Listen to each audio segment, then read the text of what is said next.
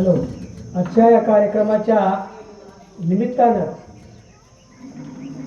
आज डॉक्टर बाबासाहेब आंबेडकर यांची 135वी जयंती या कार्यक्रमाच्या निमित्तानं आज या ठिकाणी आपण उपस्थित आहोत. या कार्यक्रमाच्या निमित्तानं या ठिकाणी लाभलेले अध्यक्ष गावचे प्रथम नागरिक श्रीयुत दीक्षित सर, त्याचप्रमाणे या गावचे उपसरपंच डॉक्टर, त्याचप्रमाणे या कार्यक्रमाला उपस्थित असणारे सर्व गावातील नागरिक बंधू भगिनी आणि पंचशील तरुण मंडळाचे जे अध्यक्ष आहेत ते अध्यक्ष, त्याचप्रमाणे या ठिकाणी असणाऱ्या बंधू आणि भगिनी यांनी या कार्यक्रमाच्या ठिकाणी उपस्थित आहे.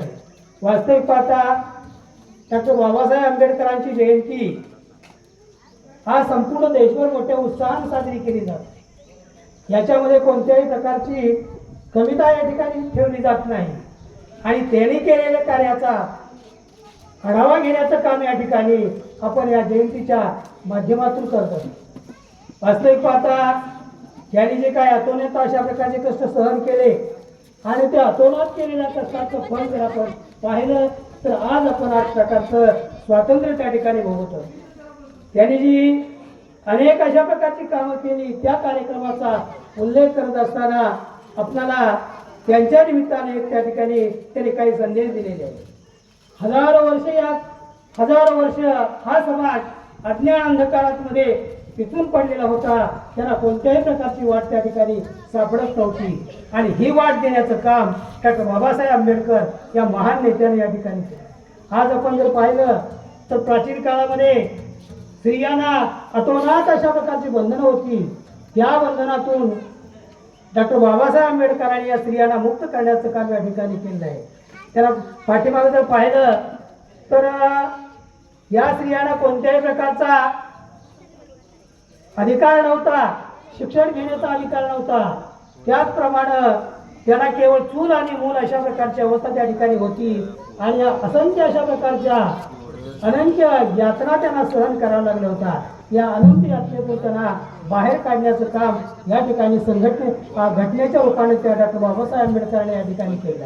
वास्तविक पाहता शिका, संघटित आणि संघर्ष अशा प्रकारचा मंत्र त्यांनी या जगाला दिला.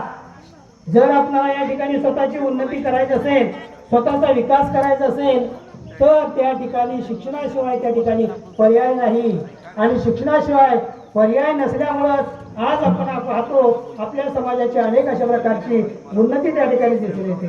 आज आपण जरा एका गोष्टीचं निरीक्षण केलं तर ज्या व्यक्तीला कोणत्याही प्रकारचं शिक्षण नाही ती व्यक्ती आपला स्वतःचा विकास करू शकत नाही.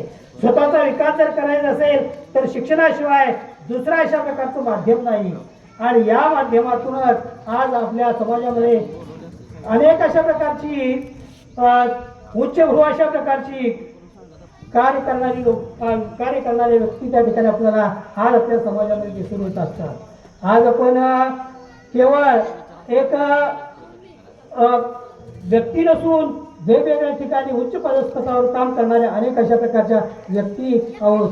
या स्त्रियांना प्राचीन काळामध्ये मतदानाचा अधिकार नव्हता. तो मतदानाचा अधिकार देण्याचं काम डॉक्टर बाबासाहेब आंबेडकर यांनी केलेलं आहे. जी भारताची राज्यघटना लिहिली त्या राज्यघटनेच्या माध्यमातून संपूर्णपणे हा राजकारभार या संपूर्ण देशामध्ये आपण चाललेला पाहत असतो. समता, स्वातंत्र्य आणि बंधुत्व अशा प्रकारची शिकवण त्यांनी दिलेली आहे. आज संपूर्णपणे समाजामध्ये कोणत्याही व्यक्तीला समानतेचा अधिकार दिलेला आहे. कोणताही व्यक्ती श्रेष्ठ कनिष्ठ अशा प्रकारचा नसून त्याला जो दिलेला अधिकार आहे तो दिलेला अधिकार समान अशा प्रकारचा आहे. म्हणजे आज आपण मतदानाचा अधिकार असो किंवा इतर कोणत्याही प्रकारचा अधिकार हो, तो एखादा व्यक्ती श्रेष्ठ आहे त्या श्रेष्ठ व्यक्तीला ज्यादा अधिकार आणि कनिष्ठ व्यक्तीला कमी अधिकार अशा प्रकारची कोणतीही त्या ठिकाणी भावना त्यांनी व्यक्त केलेली नव्हती. जी भारताची राज्यघटना त्यांनी लिहिलेली आहे ती भारताची राज्यघटना लिहिण्यासाठी त्यांना अनेक अशा प्रकारच्या हालाखीचा सहन केला आहे. 2 वर्ष 11 महिने 18 दिवस अशा प्रकारचा अनंत कालखंड त्याने या राज्यघटनेसाठी घालवलेला आहे आणि ही राज्यघटना त्यांनी लिहिली आहे. या राज्यघटनेचं निरीक्षण जर आपण पाहिलं तर केवळ ही राजघटना एका व्यक्तीसाठी नसून संपूर्ण समाजासाठी त्या ठिकाणी आहे. केवळ दलित समाजासाठीच नव्हे तर अनेक अशा प्रकारच्या व्यक्तीसाठी सुद्धा यामध्ये अनेक अशा प्रकारच्या सोयी त्या ठिकाणी निर्माण केलेल्या आहे. काही लोकांना असं वाटेल की ही राजघटना म्हणजे केवळ इतर समाजासाठी निर्माण केले, अशा प्रकारचा भ्रम त्या ठिकाणी नसून ही राजघटना जी केलेली आहे ही राजघटना त्यांनी संपूर्ण देशातील म्हणजे तो कोणत्याही जातीचा असो त्या संपूर्ण देशातील व्यक्तींना योग्य अशा प्रकारची कशा प्रकारे होईल हे सुद्धा त्यांनी या राजघटनेमध्ये पाहिलेलं आहे. आणि अतोनात अशा प्रकारचं कष्ट त्यांनी या ठिकाणी सहन केलेलं आहे. केवळ डॉक्टर बाबासाहेब आंबेडकर यांना 65 वर्षाचं वय मिळालं आणि त्या 65 वर्षाच्या वयोमानामध्ये अनेक अशा प्रकारच्या मोठ्या डिग्र्या प्राप्त करण्याचं काम या डॉक्टर बाबासाहेब आंबेडकरांनी केलं आहे. केवळ एक डिग्री न घेता अनेक अशा प्रकारच्या डिग्र्या स्थापन करणारा भारतातील पहिला अशा प्रकारचा महामानव या ठिकाणी आपल्याला दिसून येतो. म्हणजे केवळ आज आपण पाहिलं तर एखादी डिग्री घेऊन व्यक्ती संतुष्ट अशा प्रकारचे होतात, परंतु या ठिकाणी अनेक अशा प्रकारच्या डिग्र्या घेणारा हा महामानव जगाला एक प्रकारच्या चांगल्या मार्गदर्शनाचं काम या ठिकाणी केलं. आज आपण जर पाहिलं तर ही जयंती केवळ या भारतामध्ये साजरी केली जाते असं नव्हे तर अनेक देशामध्ये डॉक्टर बाबासाहेब आंबेडकरांची जयंती मोठ्या उत्साहाने या ठिकाणी साजरी केली जाते. आणि या उत्साहात साजरी केलेल्या जयंतीमध्ये संपूर्ण देशभर आज कोणतंही गाव असो, लहान असो मोठं असो, त्या गावामध्ये मोठ्या उत्साहानं ही जयंती साजरी करण्याचं काम या ठिकाणी केलं जातं. आणि या जयंतीच्या मार्फत आपल्याला एकच या ठिकाणी गोष्ट लक्षात येते की डॉक्टर बाबासाहेब आंबेडकरांनी जे अतोनात अशा प्रकारचे खान सहन केले, जे अतोनात अशा प्रकारचं कष्ट केलं, त्या कष्टाची आठवण करण्याचं काम या ठिकाणी आज आपण करत असतो. म्हणजे केवळ या ठिकाणी जयंती साजरी करत असताना त्यांच्या काळामध्ये त्यांनी केलेला जे कार्य जे आहे त्या कार्याचं सिंहावलोकन करण्याचं काम या ठिकाणी करतात. त्याने अनेक अशा प्रकारच्या घटना केल्या की ज्या घटनेतून अनेक लोकांना एक प्रकारचं धाडस त्या ठिकाणी निर्माण होतं. ते भारताचं ज्यावेळी मंत्रिमंडळ होतं ते भारताचे मंत्री असताना ते कायदे मंत्री होते आणि कायदे मंत्री असताना सुद्धा ते अनेक अशा प्रकारचं काम त्या ठिकाणी चांगल्या प्रकारचं काम केलेलं आहे.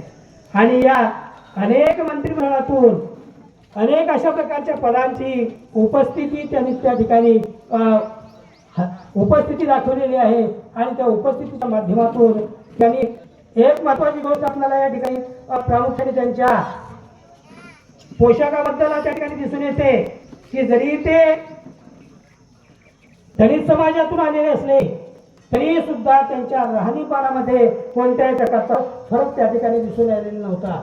की जगात 3 व्यक्ती होत्या, त्या 3 व्यक्तीच्या माध्यमामध्ये डॉक्टर बाबासाहेब आंबेडकरचा पोशाख त्या ठिकाणी उठून दिसून येत होता. की त्यांच्या शरीरावर असलेला सूट आणि बूट त्याचप्रमाणे त्याच्या शरीरावर असलेली पोशाख जो आहे तो पोशाख जर आपण पाहिला तर त्या पोशाखाच्या माध्यमातून आपल्याला एकच गोष्ट लक्षात येते की ते कोणत्या समाजाचे होते हे न पाहता त्यांनी आपल्या पोशाखामार्फत सुद्धा या ठिकाणी बोललेला त्या ठिकाणी दाखवून दिला की ते सर्वश्रेष्ठ अशा प्रकारचे घटना तज्ञ होते की ज्या माध्यमातून त्यांनी अनेक लोकांचं कार्य त्या ठिकाणी चांगल्या प्रकारे केलेलं आहे. म्हणजे या ठिकाणी आपण त्यांच्या मार्गदर्शनातून अनेक अशा प्रकारे गोष्टींचा वाहतोय या ठिकाणी अनेक त्यांनी केला. त्या वक्त्याच्या माध्यमातून त्यांनी जीवनामध्ये वेगवेगळ्या कार्याचं काम या ठिकाणी केलेलं आहे की जेणेकरून त्याच्या जयंती साजरी करण्याच्या माध्यमातून लोकांच्या मनामध्ये प्रकारची नवीन ऊर्जा निर्माण होईल आणि या नवीन ऊर्जेच्या माध्यमातून एक नवीन अशा प्रकारचा प्रकाश व्यक्तीच्या जीवनामध्ये निर्माण होईल. अशा प्रकारची भावना त्या ठिकाणी निर्माण होईल. याच्यासाठीच आपण काय करतो असतो वेगवेगळ्या जयंतीच्या माध्यमातून त्यांनी केलेल्या कार्याचा आढावा घेण्याचं काम या ठिकाणी करतो. केवळ या जयंतीच्या माध्यमातून या आढावा घेण्याच्या कार्याच्या पाठीमागे तोच प्रकारचा उद्देश आपल्याला आहे. आपल्या भारत देशामध्ये अनेक अशा प्रकारे श्रेष्ठ पुरुष होऊन गेले, अनेक समाज सुधारक होऊन गेले, अनेक नेता निर्माण होऊन गेले. त्या नेतागण लोकांकडून त्या समाज सुधारक होऊन आपण या ठिकाणी एक चांगल्या प्रकारची चांगल्या प्रकारची अपेक्षा जर व्यक्त केली तर या ठिकाणी जयंती साजरी केल्याचं काम या ठिकाणी आपण खऱ्या अर्थानं सांगतो. या निमित्ताने या ठिकाणी एक प्रमुख अशा प्रकारची गोष्ट माझ्या लक्षात आली की आपण या जयंतीच्या माध्यमातून थोर महात्म्य होऊन गेले चरित्र त्यांचे पहा जरा, आपण त्यांच्या समान व्हावे हाच सापडी मार्ग खरा. म्हणजे या थोर मोठ्या जयंतीच्या थोर व्यक्तीच्या जयंती आपण साजरा करतो. या थोर व्यक्तीच्या जयंती साजरा करण्याच्या पाठीमागचा एकच उद्देश आहे की त्यांनी केलेला कार्याचा आढावा घेत असताना त्यांनी जे कष्ट भोगलं, त्यांनी जे काही अतोनात अशा प्रकारचा त्रास सहन केला, तो त्रास सहन करताना त्यांनी जे काय केलं त्या कार्यातला एखादा गुण जर आपण या ठिकाणी अंगीकारला तर खऱ्या अर्थाने या ठिकाणी आपण जयंती पुण्यतिथ्या साजरा करतो. हा एक अशा प्रकारचा उद्देश आहे. या ठिकाणी एकच महत्वाची गोष्ट आपल्याला लक्षात ठेवायची आहे की स्वतःचा उद्धार करायचा असेल, स्वतःची उन्नती करायची असेल तर स्वतःची उन्नती करत असताना या ठिकाणी आपल्या मुलाबाळाकडे लक्ष देणं अतिशय गरजेचं आहे. आज आपण पाहिलं तर एखादी व्यक्ती असेल, त्या व्यक्तीचं निरीक्षण करत असताना आपण त्या व्यक्तीची जमीन किती आहे, तुम्हाला तुमच्याजवळ पैसा किती आहे याकडे कोणत्याही प्रकारचं लक्ष देत नाही. परंतु कोणत्याही व्यक्तीच्या बाबतीत आपण चर्चा करत असताना एकच प्रश्न त्या ठिकाणी उपस्थित केला जातो.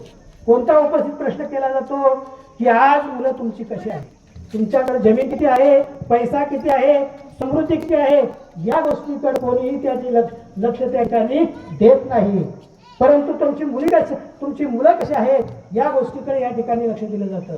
जर त्या मुलाकडे आपण योग्य वेळी लक्ष दिलं, त्यांना योग्य वेळी अशा प्रकारचे सुशिक्षित केलं, योग्य अशा प्रकारचा मार्ग दाखवला तर खऱ्या अर्थानं आपल्या पालकांचं खऱ्या अर्थाने आपण केलेल्या जे कर्तव्य आहे ते कर्तव्य सार्थ अशा प्रकारचं आहे.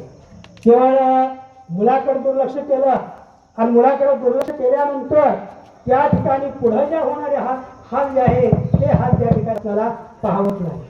आज या माध्यमातून एक गोष्ट मला लक्षात आली की शिका, संघटित आणि संघर्ष करा अशा प्रकारे त्याने एक प्रेरणा दिली. संघर्ष करा, कोणत्या गोष्टीसाठी संघर्ष करा की त्या ठिकाणी कोणत्याही गोष्टीचा संघर्ष करण्यासाठी त्यांनी सांगितलं, भांडण करा सांगितलेले नाही. संघर्ष करा म्हणजे आपल्याला एखादं ध्येय साध्य करायचं आहे, ते करण्यासाठी त्या ठिकाणी संघर्ष करा म्हणून त्या ठिकाणी सांगितलेलं आहे. एखाद्या ठिकाणी जावा, एखाद्या ठिकाणी दोन व्यक्तीमध्ये संघर्ष करा, मारामारी करा अशा प्रकारचा संदेशाने दिलेला आहे. आणि संघर्ष